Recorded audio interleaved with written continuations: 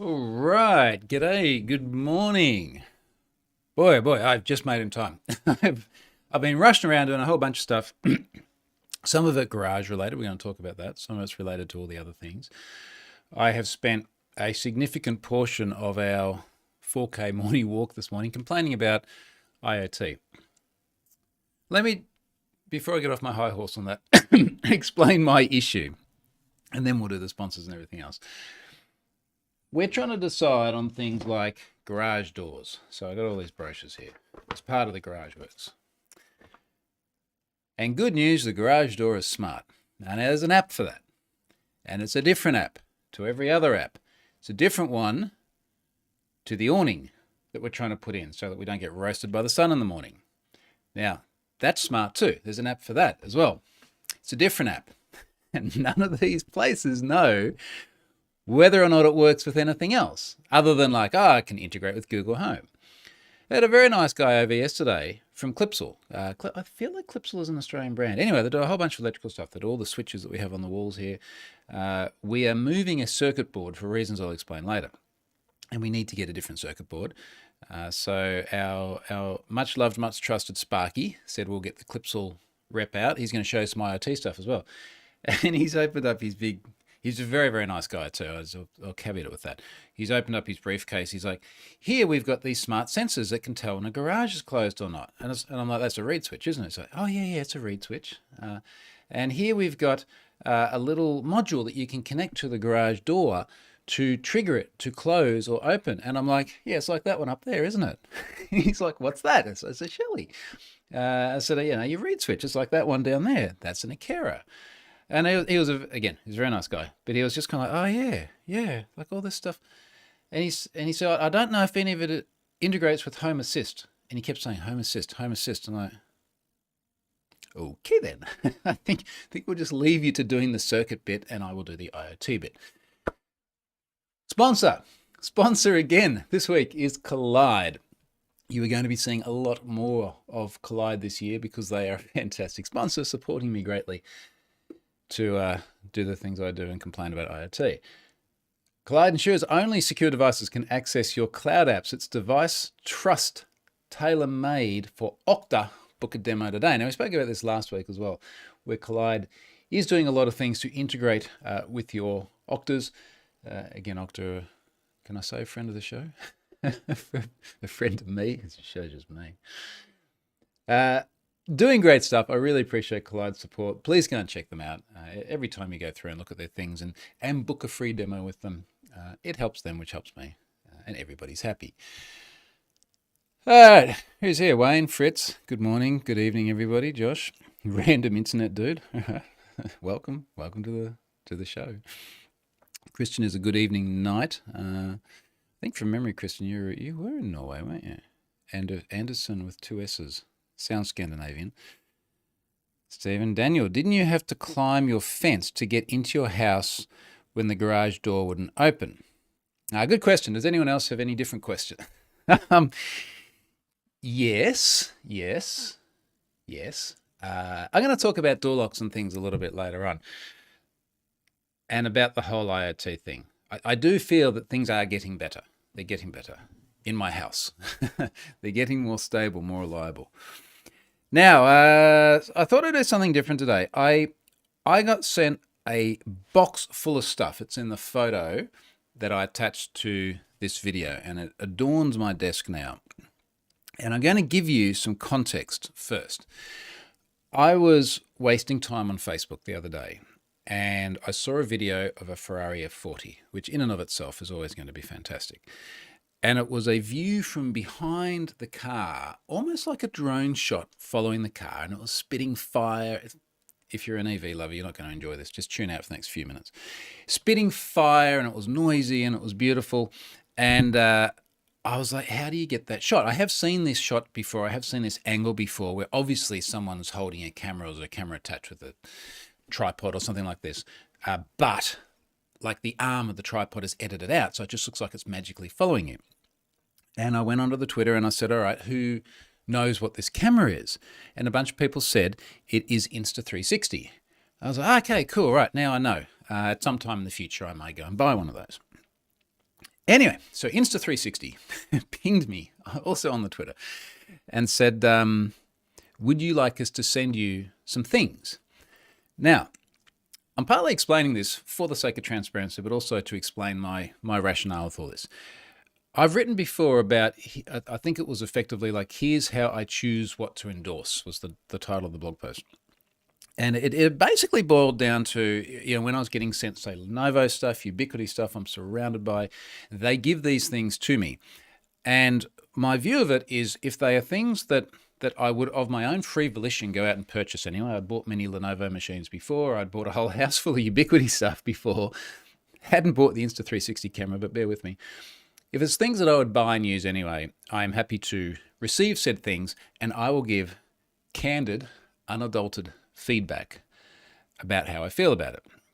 Now, I have said some things I've been unhappy about with Lenovo Superfish. Other things I've been unhappy about with Ubiquiti. I think the communication around the data breach a year and a bit ago was not great. Now, of course, we learned much more about why that was later on with the insider and all the rest of it. But yeah, one of the things I absolutely won't do is allow anyone to control my narrative. And in fact, I had a vendor, and I'm not going to say which one, because we are still working together, but a vendor recently said, look, we'd like to send you something, and then you can write some stuff up and we'll review it, and then you can send the stuff back. And I was like, no. There's all sorts of reasons why I won't do that. Number one is you get to control my voice. No. Number two, why am I sending it back? It's like, if it's something that I want and I would genuinely use and I would go and purchase anyway, I don't want to send it back. I want to keep it. I don't think there's anything wrong with that. And we agreed that this particular product, because it was a pre-release and there are other controls and things around it, etc. So, okay, well, I don't want to have a bar of it. So that is my rationale. And I said that to Insta360, and I sent in the blog post, said, look, if you're okay with all that, I'm okay getting the stuff and talking about it. So I've got a massive stash of stuff here. Now, where do we begin?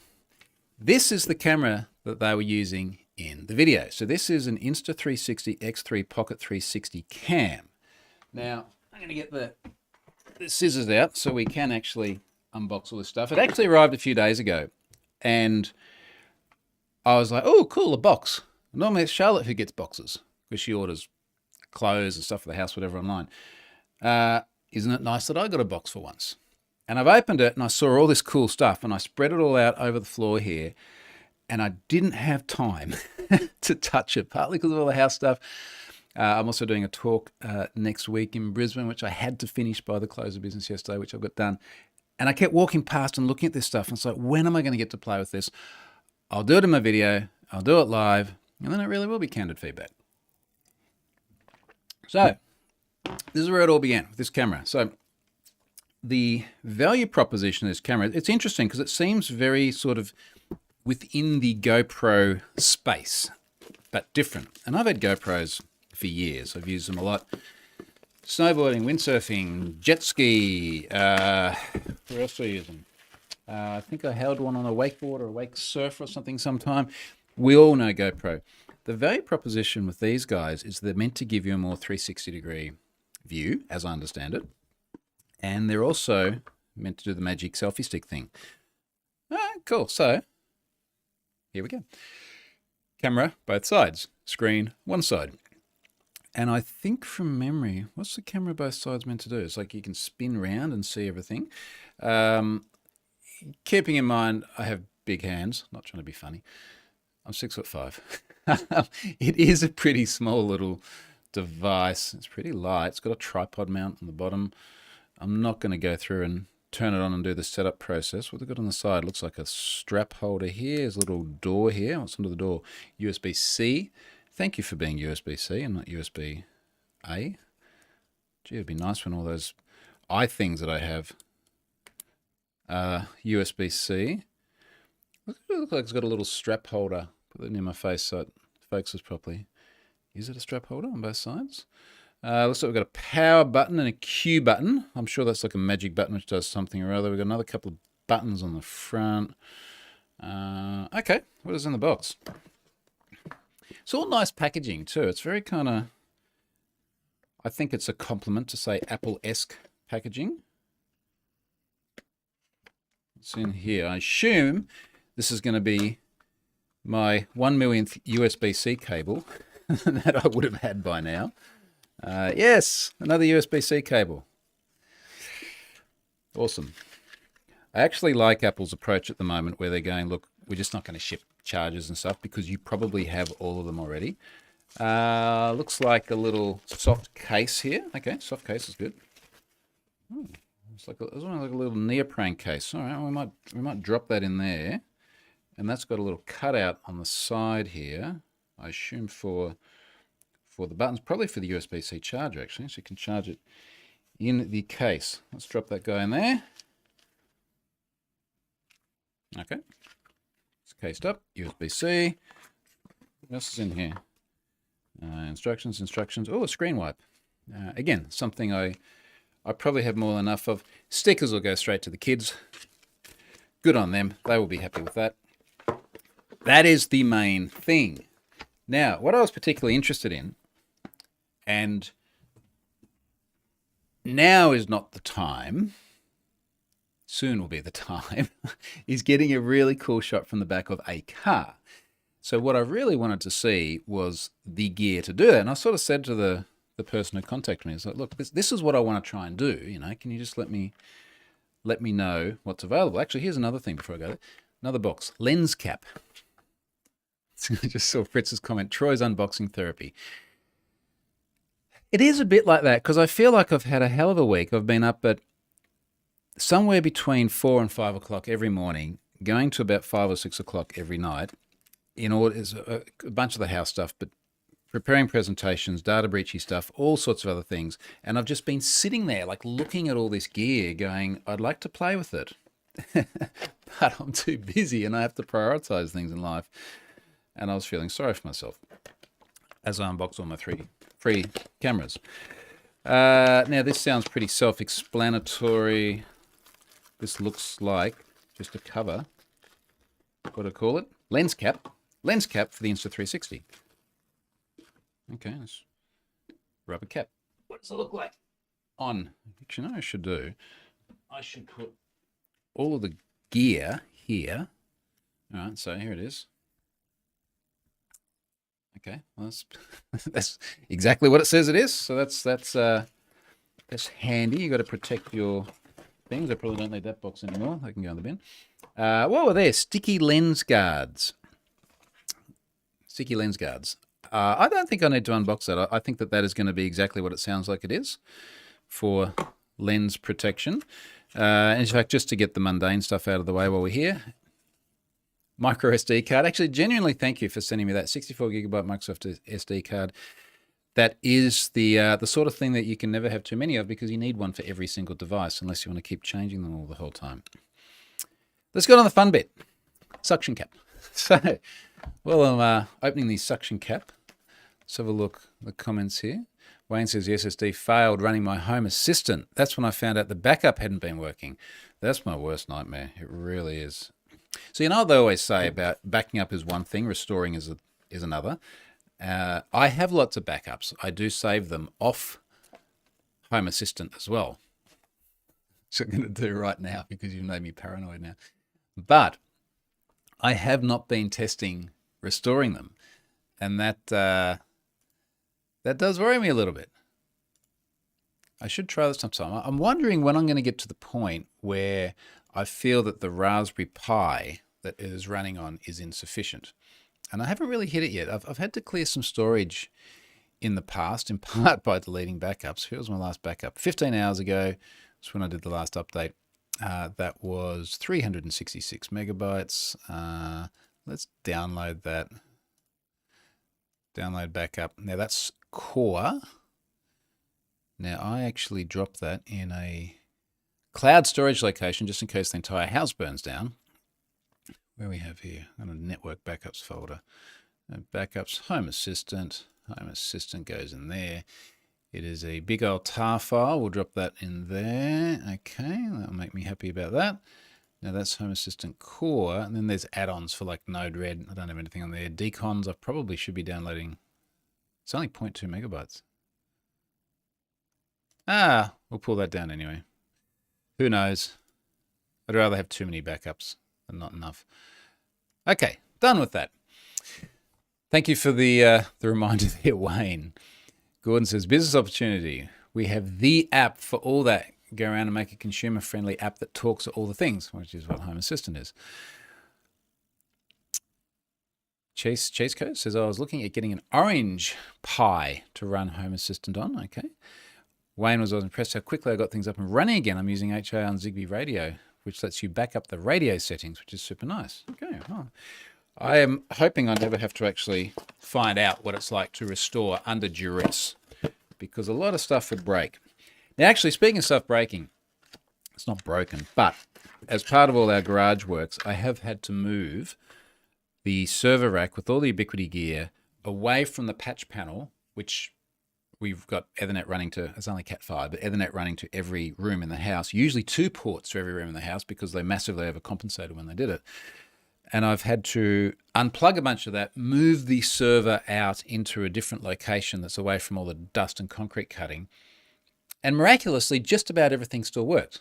So I'm still not entirely sure, but one of the access points wirelessly uplinked to one of the other access points when it was normally hardwired, and basically everything still magically worked, bar one camera. And then I've moved it all back in, but we've rejiggled stuff and I haven't quite plugged everything back in. Long story short, I'm wirelessly uplinking at the moment. In fact, I've just realized that I'm now Dropboxing over that wireless uplink, Dropbox syncing my Home Assistant backup, which doesn't really have a lot of capacity. The wireless uplink. No, it's finished. All right, well, that's done. Okay, suction cup. So this is the sort of thing you could put on the back of a car or a jet ski. I believe all of these devices are waterproof. The camera, I should actually probably check that. Looks like his classic sort of suction cup with a lever, which is good. So mount here looks very GoPro mount, doesn't it? Is the GoPro mount a proprietary thing? Maybe it's not. Oh, you know it's cool. All right. This is not an artificial Insta360 pitch. One of the things that bugs me no end with the GoPro is when you connect the GoPro to the jet ski and you go a little bit fast and it's a bit bumpy, I cannot for the life of me stop the mount from slipping. Now, this, for all intents and purposes, looks like a GoPro mount. Looks like the same connection. But in here, we have what appears to be, looks like some sort of a locking pin. And I'm just wondering, you know what it is? It is 2 locking pins. Let's try and get that apart. It's 2 locking pins connected by a rubber band. So let's get that out. So this is what it is. It's a little pin, and I'm really curious to see when we lock that on how sturdy this mount is. So a little pin goes into there. Is that where it goes? I'm wondering if I'm putting it all the way through. Looks like it should go all the way to there. This may be one of the things I have to read the instructions on. My gut feel, looking at this, and I will confirm, is it looks like it's not going to move as much because you can actually get some tension on it. The GoPro little screws are very, very hard to actually tighten up. I hope that that is exactly what it looks like it is. That will make me very, very happy if that actually locks in place properly. Another sticker, which is good. I'll save the instructions. Instructions probably tell you what the pin does.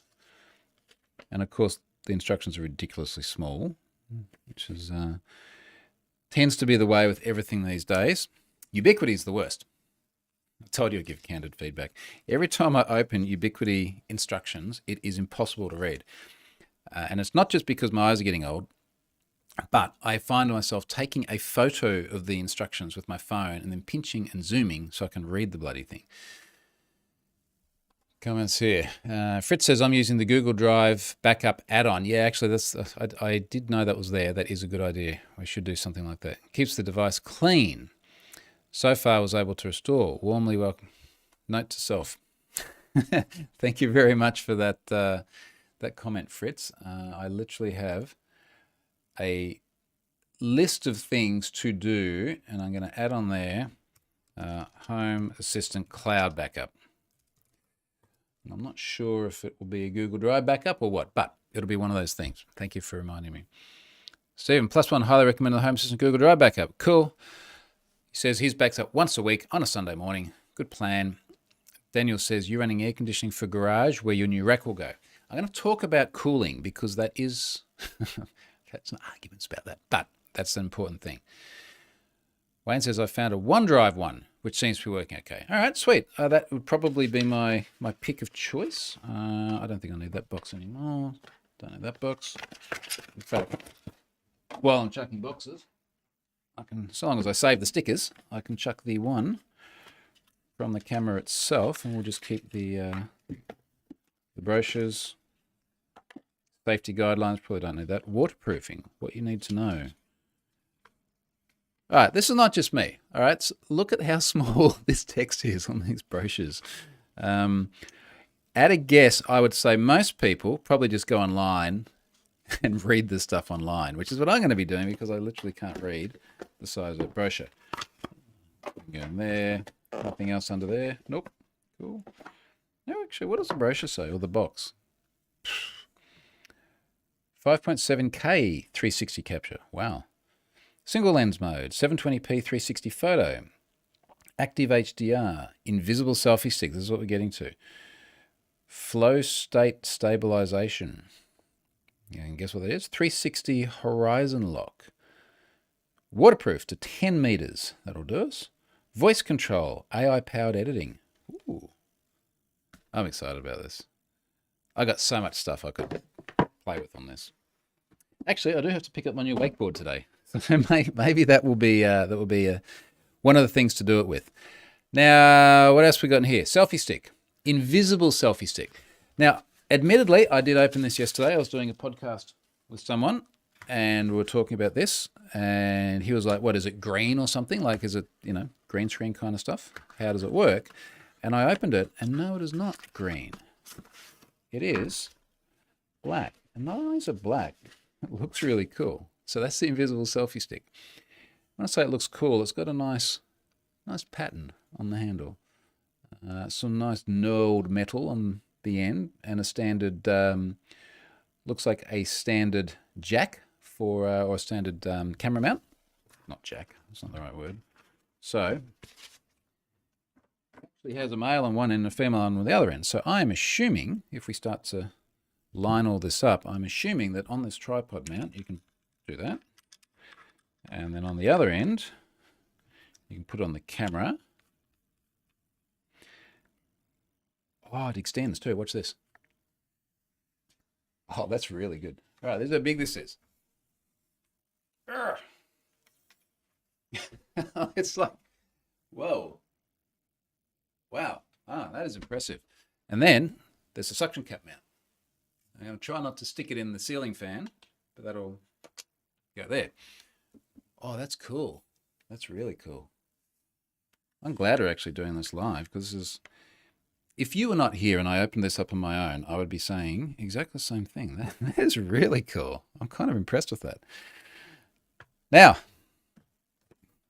I'm burning a lot of time here, and I do have a hard stop in about half an hour.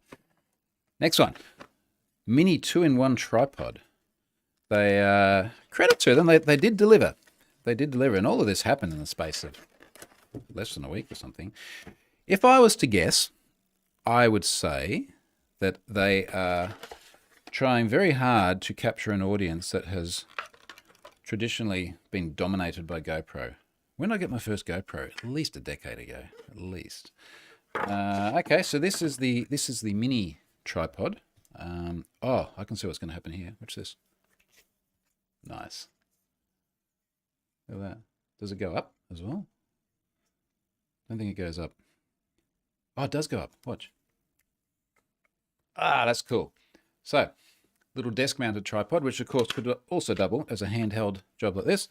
Another couple of these little locking pins. So I'm really, really hoping that these locking pins actually lock and keep things in place. And of course, another tripod mount there, another rubber band. You don't need that. Packaging, packaging, packaging. Wow, this is really cool.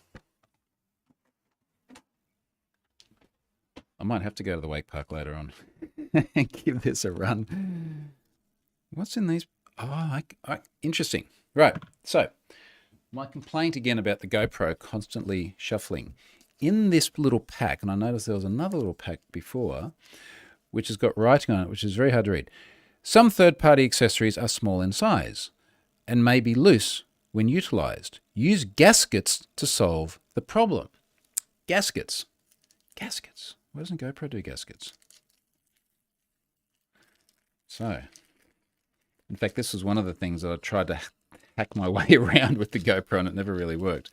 So gaskets are tiny little rubber stickers that will go into the connectors here so that you've got rubber on rubber rather than plastic on plastic. And of course, rubber on rubber is just going to grip a little bit better. Oh man, I'm excited about this. I am. See, this is why they send people stuff, right? Because you end up opening things like this, feeling very excited and telling everyone about it. What else is here in the comments? Stephen, I know Troy is extending on camera. It's late where you are, isn't it, Stephen? Daniel, thing looks like a weapon. It does. Fritz says, feels like watching the kid in us unwrap new toys on Christmas Eve. Yes, it does. It does. Wayne, did you ever get the wall sorted? I don't recall an update on that. The wall... Soon. Reasons, excuses, soon. And I will explain more about that at the time. When I say soon, I think it's literally about 2 weeks from now. Next thing is this.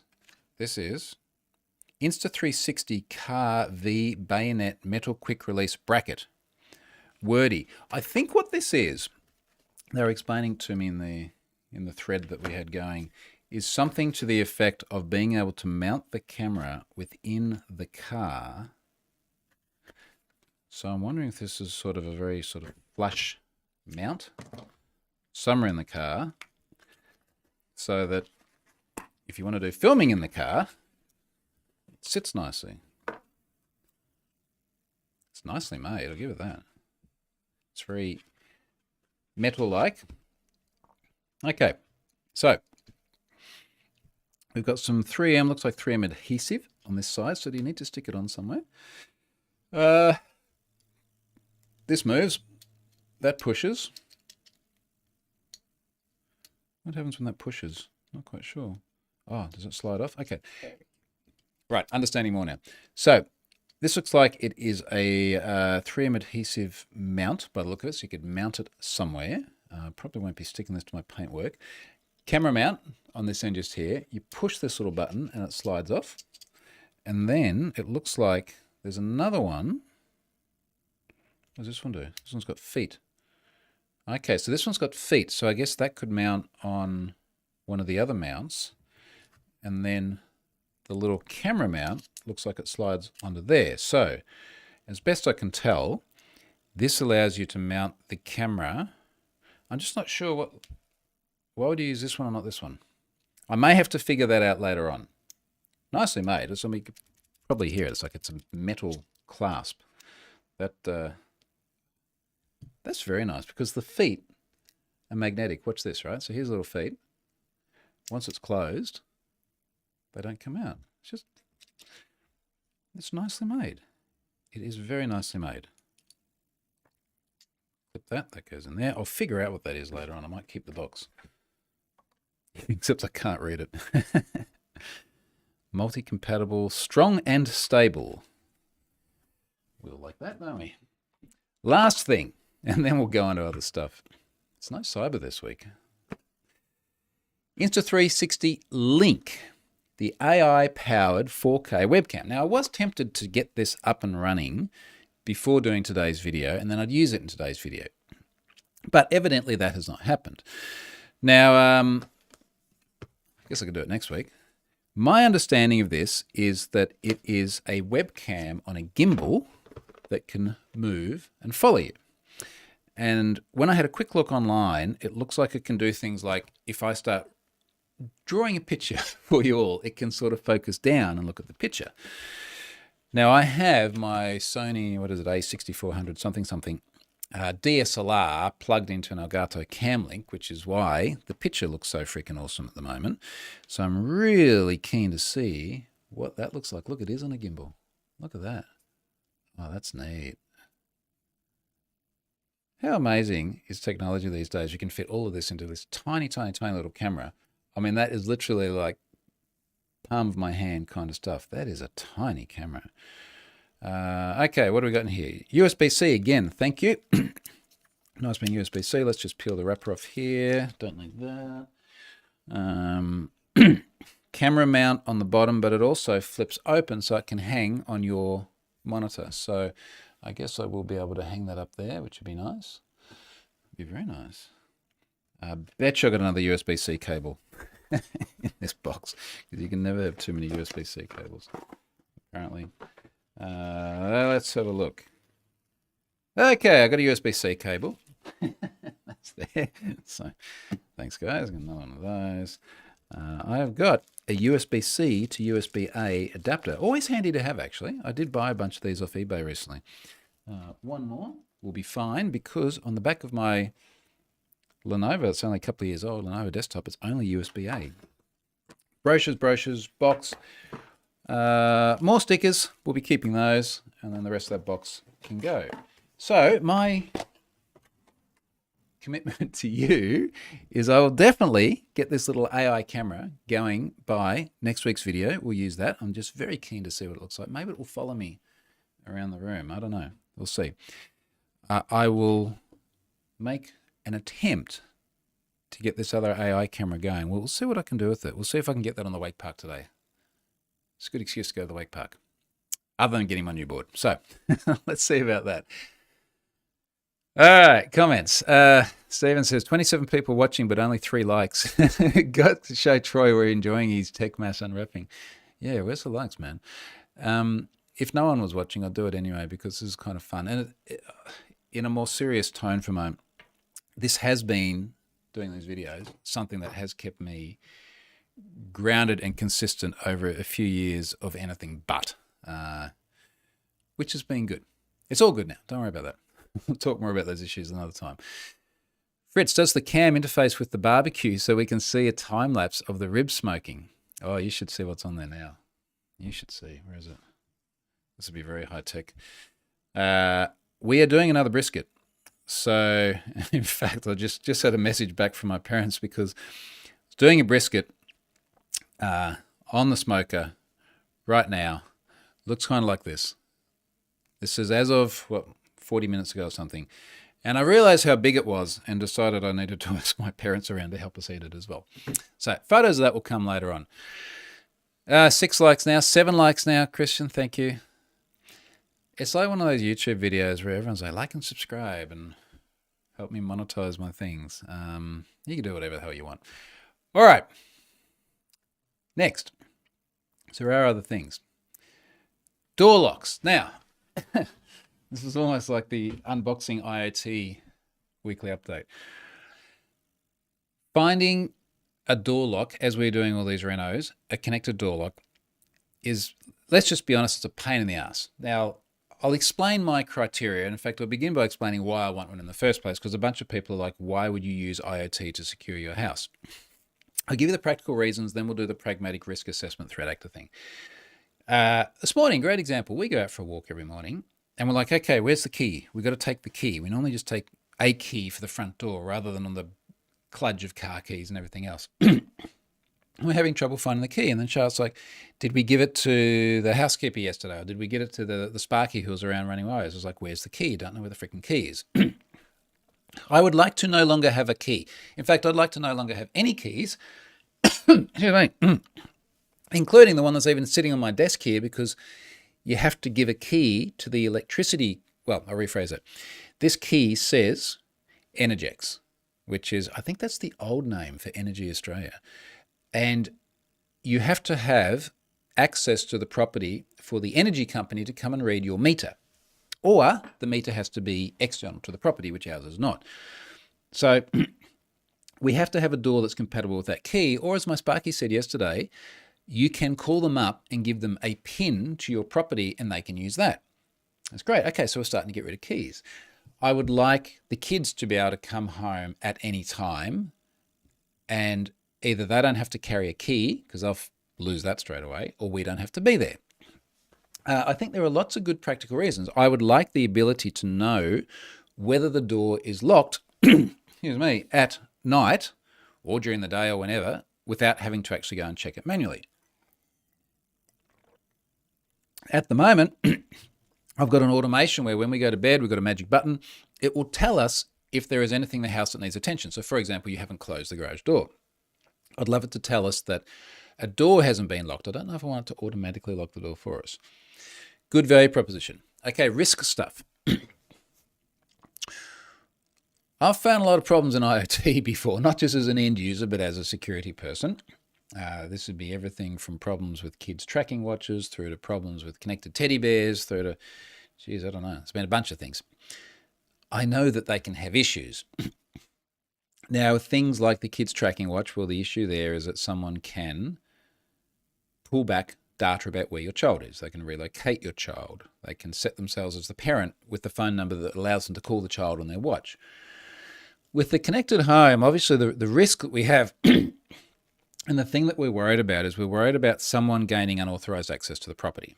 Now, yes, there are also risks in terms of if there are logs or anything like that, being able to see when the door was locked and unlocked. But let's face it, the biggest thing we're worried about is someone gaining access to the property. Now, to gain access to the property, you've got to be here. Like, you've got to be on site. So you need to have both the ability to find the vulnerability in the IoT thing, or find the misconfiguration, then connect to the network and unlock it, or whatever it is, and you need to be physically present. Further, you need to be a criminal willing to actually walk into someone's house. And there is a big difference between someone SQL injecting someone's website on the other side of the world to literally walking in through your front door and trespassing on your property. Different risks as well. I can guess what would happen if you did that to many houses in America. You might come out with more holes in your body that weren't there before. So you're much less likely to do that. It's a different class of person. And the reality of it is, the thing that we're most worried about here, our threat actor, to use the term, is opportunistic kids. That's what happens here. It's opportunistic kids going in through an unlocked door, stealing the car keys and driving away with the car. Or stealing random shit. We had someone here many years ago try the doors were all locked, and they walked away with freaking cushions off an outdoor couch and like a snorkel. Stupid stuff like that. They're the people that we're worried about. So the level of sophistication in terms of what's required to get through a lock really isn't the issue here. Now, that said, one lock that was looking pretty good, you start Googling around for videos and things, and one of the first you find is the lock-picking lawyer who takes about 3 seconds to get through it. And it's like that just on principle, that looks shit. So I'm not going to get that. Here's what I want, my perfect world. You think about all the different ways you could interact with it. Key, ability to use a key. Key is a good fallback position. PIN. PIN is good because I can give that to the energy company. If someone is going to come to the house and need to gain access, such as the electrician, who we trust completely, but I'd rather not leave a key with. PIN, beautiful. Biometric, I always have that with me. Biometric is a nice to have. Without biometric, there are other options, of course, the PIN being one of them. Integration with NFC. NFC, I think, is a great one. I'd love to have something that you're physically close to and you tap. And extending that further, Apple HomeKey. So we have iThings, both Charlotte and I have iThings, the kids have iThings, watches, phones, all the rest of it, and they're always on you. It'd be great to be able to walk up. And my understanding, I mean, HomeKey only launched, I think, last year or something. My understanding is it can be either like a credit card where you've actually got to unlock, and I won't show you this because it's got the last 4 digits of my card, but I've double-clicked the button, and now I've got the card, and now I can swipe and pay for my things. Or you can configure it so that you just have to be physically present. And I'm not sure if that's just NFC then or what it is, but that's a great sort of native first-class integration to our operating system of choice for mobile devices. What else? Obviously, being able to remote unlock by Wi-Fi, handy as well. And I know that that gets into that space of, okay, but what if someone gets into your things? Well, again, they may, but they also need physical access and malicious intent and be willing to take the risk of being accosted by ourselves or neighbors or someone like that. Now, the challenge is finding something that does all those things and also finding something that we're happy with aesthetically. So I was quite keen on one of the Akera locks, but it is a large unit. And Charlotte and I have had many discussions, particularly over the last couple of weeks, that have boiled down to she is aesthetic first and I am function first. And we're going to talk about cooling for server racks and things in a moment. But there is a valid point, which is that if you get a big lock that is aesthetically a large piece because it's got a pin pad on it and maybe it's got a handle on it, all this sort of stuff, you are now connecting a piece of technology which will be obsolete over some course of a short period of years, much faster than the door itself will be obsolete, because doors for the most part don't really change a lot. Open, close. Like it's a hinge with a big panel. Like that's about it. So trying to find something which has a small footprint is an important thing. Now, looking at my good mate Aaron Powell, he wrote a blog post. I think it might have been partly prompted by me looking for door locks. He's got one from Yale. I like the idea of getting one from Yale because Yale is a lock maker, and then they've added IoT. Now, as I think about this out loud, I'm not so sure because, okay, we know that they can make a good physical lock, but can they do a good job of the IoT? On the other hand, if you went to a company that was very good at IoT, can they do that well? But then it's a physical lock, not so good. I don't know. But there is, not launched yet, an Akera, I think it's a U100, which seems to tick every single box, and the freaking thing isn't launched yet. Smart Lock U100. Now, what I like about this U100 is, here's the press release. This was from the 5th of Jan, which is your problem because it's so new. Let's go to images. It's basically just, it does have a pin pad, so it does have a form factor, which looks like it's not a whole lot bigger than that Insta360 camera. It's got the pin there, it's got biometrics, it doesn't have a handle, so you can still have a nice aesthetically pleasing handle on your door, and then this just sits in there and does the lock. It does Apple Home Key. I'm really, really keen on the Home Key thing, just being a first-class citizen of my mobile device.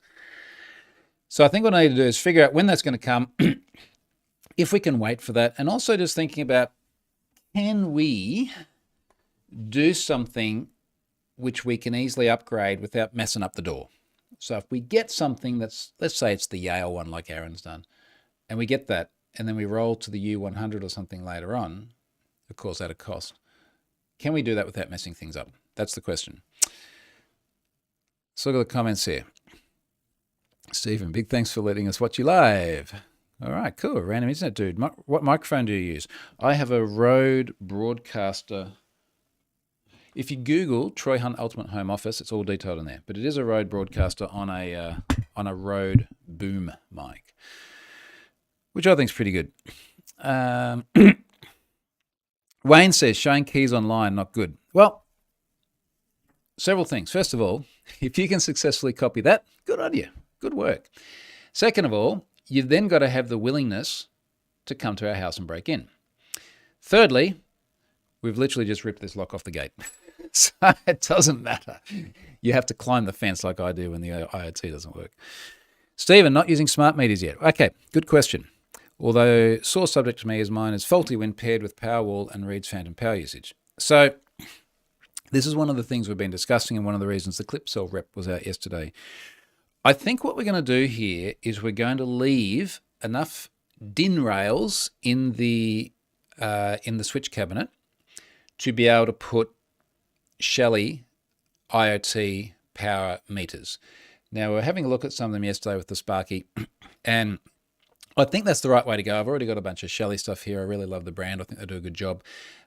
We will then just consider out of the 30-odd circuits or whatever it is in the house, what we actually want to measure. I want to measure the hot tub, the hot water heater. We've got an outdoor heater on 3-phase over here. Got a steam shower, this office, the server rack, things like that. That's what I want to measure. So we're not going to measure everything. There's no point measuring like the ceiling lights in the kids' room, for example. But that's the way I intend to do that. Christian says, no more reading the meters in Norway. We're all using smart meters, except a very few exceptions. Okay, yep. You're driving electric cars all over the place too. Like, we'll catch up over time.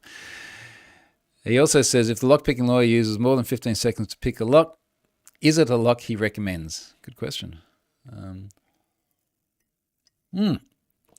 Okay. Last two things, very quickly. Ubiquiti AI Bullet Cam. I shared some video and some pictures of this last week, and the general value proposition of this is it's an AI cam that can do things like license plate recognition. Now, I'm going to talk less about that because I've already had discussions around this and more around some of the reactions because I found them kind of amusing, if I'm honest. So the whole idea of that security camera is you obviously point it at the road and it does license plate recognition, so you can obviously see what the plate is. Now, I think Ubiquiti, this is sort of their first step into that realm, and then there's a whole bunch of stuff where you could look at, have I seen this vehicle before? And this is how we started going down this path to begin with, where there was a very suspicious looking vehicle at a time where we had a bunch of break-ins. It was driving backwards and forwards. No one could get the plate in our little neighborhood here, that no one got a clear shot of it. All our cams were sort of side on. So I was like, I'm going to fix this with technology and put a cam outside and it's going to look down the road because it's going to be close to that. And what we really wanted to know was, is this a vehicle that keeps coming by? And then if there is a break-in, was it around at the time? And all sorts of logical reasons. Some people are upset by this. I know, like on the internet, they're upset. It's amazing. And one person in particular, I just remember sharing this with a couple of people and having a good laugh, who were like, this person was from Finland, which I've recently spent a bunch of time in. And he said something to the effect of, I'm glad I live in a civilized country where this isn't allowed. It's like, what, cameras? What's your problem? And then there are people from other parts of Europe, in particular, because Europe obviously tends to be more privacy conscious, who are like, is this even legal to use a camera? I'm like, of course it's legal. When I originally went through and did the the very hacky version of a camera to try and capture a license plate, I did double, triple check that this is legal here. And basically what it boils down to, I've spoken about this in another video, in Australia, in this state, is that, yes, you can have security cameras. They should be pointed at places where people don't have an expectation of privacy. The road out there, I reckon here's the measure. I've just thought of this. You should be able to point security cameras at places where people would not be willing to walk around naked. Let's use that measure. Out there, no, not really my thing. Inside, let's go for it. I don't have cameras pointed inside. In the pool, at night with the lights off, maybe. So anyway, the point is that I wouldn't point it internally. I would point it out there. I question pointing it at the pool. And in the past, I've put privacy zones around the pool and things like that. But the legislation here says places where people don't have an expectation of privacy, if it is facing a neighbour, it might be reasonable to have a discussion with the neighbour. And I think the example they use is kids in the pool next door. And that sounds very reasonable. I do not understand this position of you cannot have one pointing out at your street and capture things. Because I've said to a couple of people, like, so what? I think one of them was in Italy and one was in Germany. Do you not have dash cams? And they're like, oh yeah, we've got dash cams. Well, so you can drive around and get lots of video of lots of people all over the place, but you can't have video just in front of your place. Like, where does that work? What about Teslas? Do you have a Tesla which has got cameras all over it? Is that okay? Oh yeah, we got those. Well, anyway, the conversation tends to go a bit silent there. I find that a weird thing. All right, last thing before I got to run. The garage redesign. Now, I shared a video yesterday. If you haven't seen this already, it's on my Twitter timeline, where we have a digital rendering. I'm going to walk through some of this. And it's a digital rendering from a joinery company. So we are getting cabinets and things made. Now, things have gotten a bit out of control, if I'm honest. The original idea was we just wanted to clean out all of the bikes and all the crap in the garage, redo the cabinets because they were 17 years old, previous owners or tenants had run into some of them, they were bent, the doors didn't close properly. The door to the garage really wasn't appropriate, had all these slats in it, you'd get dust and shit blowing there. It was so far beneath potential. So we're like, okay, let's try and redesign it. What do we need in there? We need space for 2 cars. So we got to clean some stuff out of there. We've bought a bike shed. The bikes will go in the bike shed.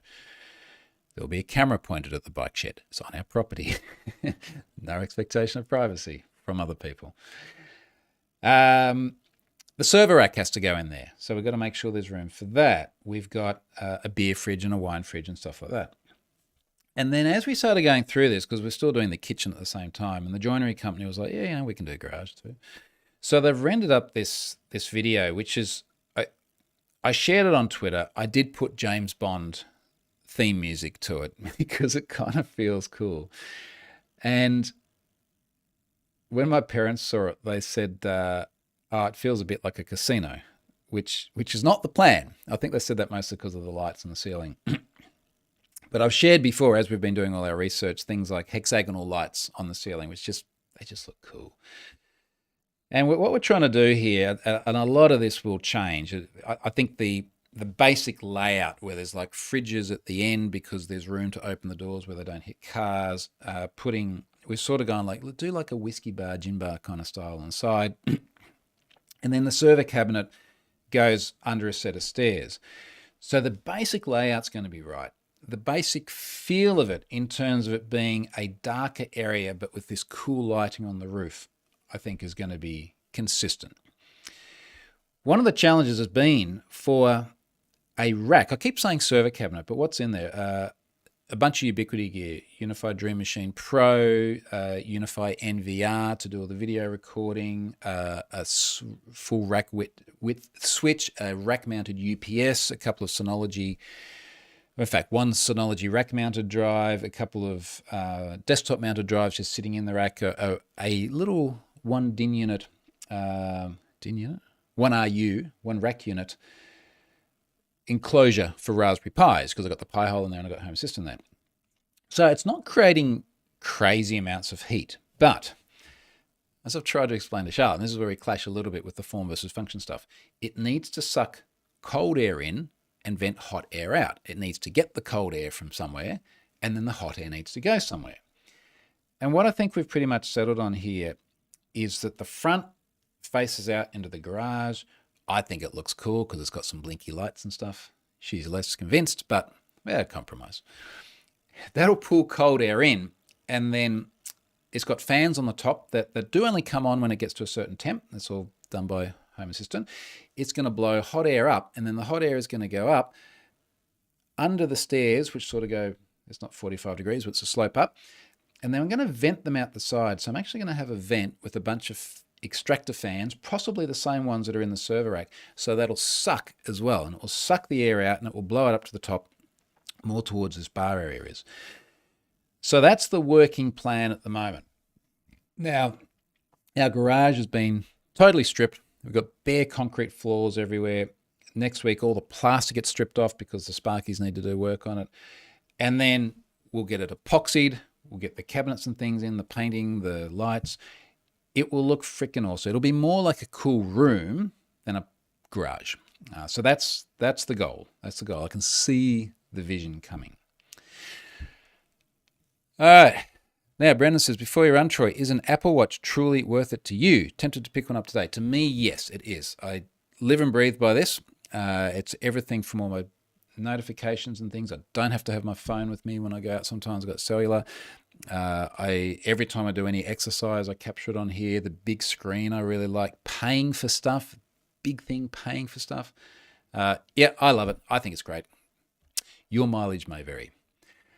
On that note, I've got to go and do other things. Thank you very much for watching. Next week, I'll try and come to you from, where is it in my pile of 360 stuff? I'll try and come to you from the Insta360 camera. We'll see what that looks like.